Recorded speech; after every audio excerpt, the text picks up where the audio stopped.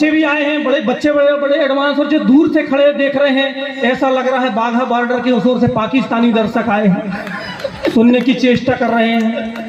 छोटे छोटे नन्हे मुन्ने बच्चे आए हैं। ये बच्चों को बच्चा नहीं समझना सबर साहब, बच्चों को बच्चा नहीं समझना। आजकल के बच्चे बड़े एडवांस। KG2 के एक लड़का ने KG1 की लड़की को प्रपोज कर दिया। KG2 का लड़का KG1 की लड़की से बोला आई लव यू, मुझसे शादी कर लोगी? वो बोली नहीं कलती। अरे बोले कर लेना, बोली नहीं कलती। बोली कर लेना, तेरे को टॉफी दूंगा। वो बोली नहीं, मेरी किसी और से कुरकुरे में बात हो गई। बच्चे बड़े एडवांस। अभी मैं भाई कैप्टन साहब ने मुझे ओपनर उतारा है, मैं चाहूंगा कि उम्मीदों पर खरा उतरूं। बस जैसे बीमार के लिए टॉनिक की जरूरत होती है, कवि के लिए तालियों की जरूरत होती है, उसे और कुछ नहीं चाहिए। आपकी मोहब्बत, आपका प्यार, आपकी तालियां। भाई साहब जहां हम ठहरे हैं, इतनी अच्छी व्यवस्था आदरणीय श्रीवास्तव जी, मां षष्ठी देवी आपके परिवार को और पूरे कपुरधा के लोगों को, तमाम दर्शक श्रोताओं को सुख समृद्धि दे, बरकत दे। इतना बढ़िया व्यवस्था, इतना बढ़िया भोजन कराया साहब इन्होंने। मैं अभी एक दिन ऑफिस से फोन किया मैंने अपनी वाइफ को, मैंने कहा यार आज जल्दी छुट्टी होने की संभावना है, आज खाने में क्या बनाओगी? बोले आज खाने में 2 ऑप्शन है। मैं बड़ा खुश हुआ, मैंने जल्दी जल्दी ऑफिस का काम निपटाया, घर पहुंचा, घर में पहुंच के बैग एक तरफ फेंका, जल्दी से हाथ मुंह धोया, किचन में जाके बैठ गया। मैंने कहा लाओ लाओ लाओ, तुम कह रही थी 2 ऑप्शन है।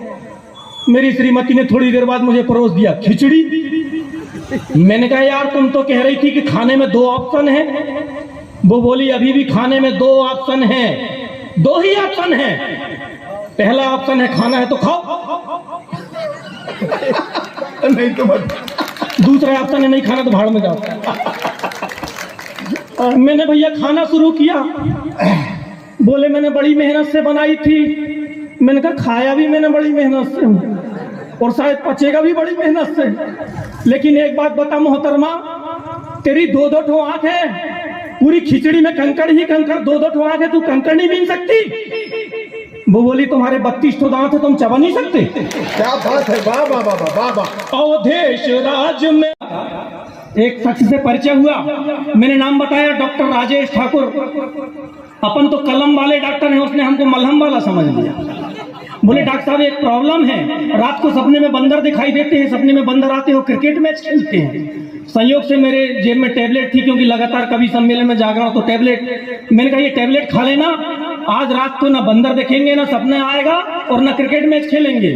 बोले डॉक्टर साहब ये टैबलेट में आज रात ना खा के कल खा लूं तो? मैंने कहा आज के रात को क्यों नहीं खाओगे? बोले आज उनके क्रिकेट का फाइनल मैच है। अभी पुलिया टूटी, सड़क बही, हर ओर तबाही का मंजर, सीधी सादी आबादी, आंसू पीने की आदी है। चमचे पहले चांदी के थे, अब चमचों की चांदी है। कुर्सी में बैठे दीमक ने देश खोखला कर डाला, भ्रष्टाचार हुआ तूफानी, घोटालों की आंधी है। चमचे पहले चांदी के थे और बाबू अफसर मंत्री सारे रिश्वत को लालायित हैं।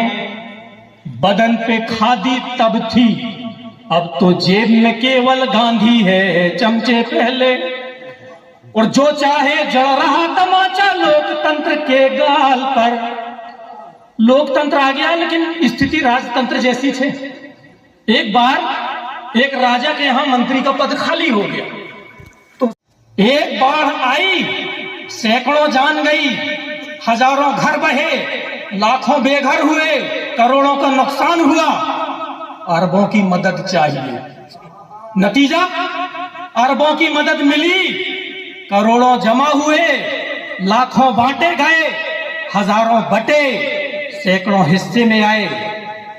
सिर्फ एक पल्ले पड़ा है, उसी 1 रुपए की रेवेन्यू टिकट लेकर आदमी क्यू में खड़ा है, आदमी लाइन में खड़ा है। मंत्री का पद चयन करना था तो 3 मुंह लगे मित्रों को बुलाया। पहले मित्र से राजा ने पूछा बताओ तुम्हें मेरे देंगे पे ध्यान चाहूंगा। राजा ने कहा तुम्हें मेरे राज्य में गरीबी दिखती है? पहले मित्र ने कहा हाँ राजन, अपने राज्य में गरीबी तो है। राजा ने सोचा यार ये तो सच बोलता है, इससे राजकाज चलने वाला नहीं है, उसको देश से निष्कासित कर दिया। दूसरे मुंह लगे मित्र से पूछा क्यों? अपने राज्य में गरीबी है? बोले साहब आपके राज्य में और गरीबी? बिल्कुल नहीं, कदापि नहीं।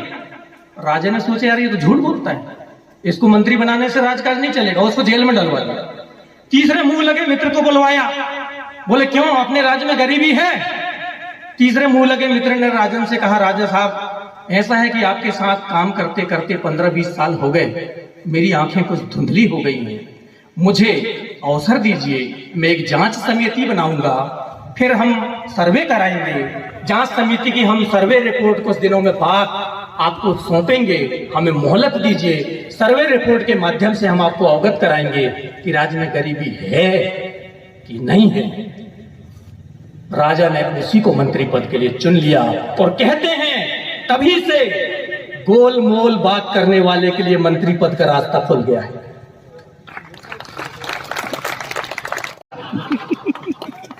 ये सफर साहब, इनकी पत्नी एक दिन इनसे बोली, ए जी अपने पड़ोसी पड़ोसन झगड़ रहे हैं, आप जाते क्यों नहीं, समझाते क्यों नहीं?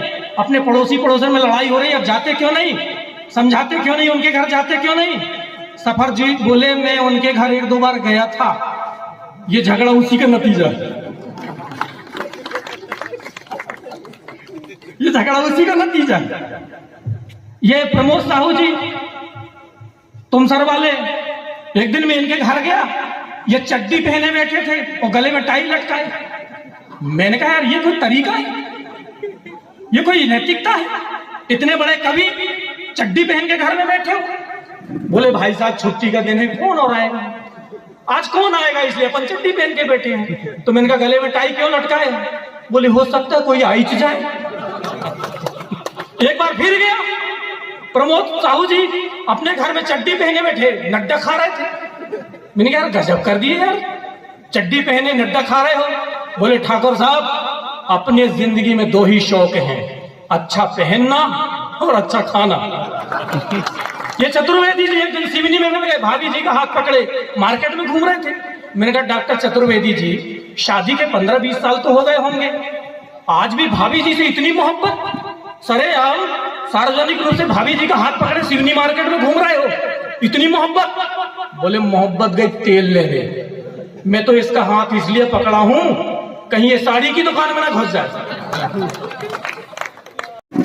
ये जो डॉक्टर ममता जी हैं, एक दिन रात को डॉक्टर को फोन लगाई, बोले डॉक्टर साहब मेरी स्किन बड़ी गोरी है, सॉफ्ट है, सेंसिटिव है, रात को सोते समय में क्या लगाऊं?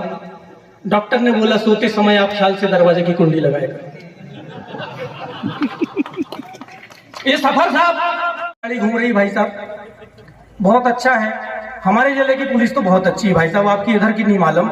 हमारे यहाँ की पुलिस इतनी अच्छी है, 100 डायल करो तो तुरंत आ जाती है, और 100 दे दो तो चली नहीं जाती।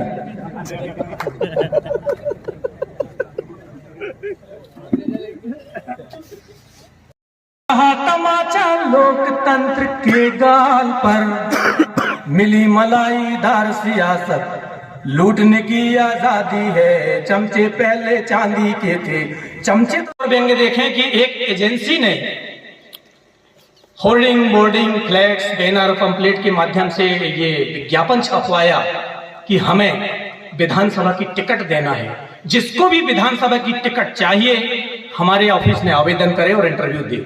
इंटरव्यू में 3 प्रश्न पूछे जाएंगे। पहला, क्या आपने कभी देश के खातिर आप जेल गए हैं? दूसरा प्रश्न, क्या आपने कभी सार्वजनिक सेवा की है? और तीसरा प्रश्न, क्या आपके मन में देश के लिए कोई भावी कार्य योजना है? बहुत से भूतपूर्व और अभूतपूर्व विधायक, सांसद, मंत्री, कई टाइप के लोग आए, लेकिन इंटरव्यू के बाद रिजेक्ट होते गए। अंत में एक मैले कुचले कपड़े पहने फटे चिथड़े सा व्यक्ति आया, ऑफिस में आया। ऑफिस के लोगों ने कहा देखो देश के लिए कितना त्याग, कितना समर्पण, ये हाल है, आइए बैठिए। भाई साहब पहला प्रश्न, क्या आप कभी देश की खातिर जेल गए हैं? बोले नहीं, मैं तो कभी जेल नहीं गया। अच्छा। दूसरा प्रश्न, क्या आपने कोई सार्वजनिक सेवा की है? नहीं, सार्वजनिक सेवा तो कभी नहीं की। अच्छा, तो हो सकता है तीसरे प्रश्न के कारण आप आए हैं, मतलब आपके मन में देश के खातिर कोई भावी कार्य योजना है? बोले नहीं। अपने मन में कोई कार्य योजना नहीं है, तो फिर काहे को आए हो? जब कोई कार्य योजना नहीं है तो यहाँ क्यों आए हो? भाई साहब, मैं इसलिए आया हूं कि आपने लिख रखा था कि जिसको विधानसभा टिकट चाहिए, तो मैं तो ये बताने आया हूं कि मैं बस का कंडक्टर हूं। न्यू मार्केट से विधानसभा की 10-10 रुपए में विधानसभा की टिकट देता हूं, जिसको चाहिए तो ले लीजिए। आपके घोष की बात ही हो रही है भाई साहब। युवती मुझे दिखाई दी, युवती से मेरा परिचय हुआ, बोली कौन हो तुम? मैंने कहा हसरत तुम्हारी। बोले देखते क्या हो? सूरत तुम्हारी। करते क्या हो? इबादत तुम्हारी। कमाते क्या हो? इनायत तुम्हारी। चाहते क्या हो? मोहब्बत तुम्हारी। अभी क्या चाहिए? इजाजत तुम्हारी। बोले पछताओगे? मैंने कहा किस्मत हमारी। वो बोली मैं किसी और से सेट हूं। मैंने कहा ऐसी की तैसी तुम्हारी।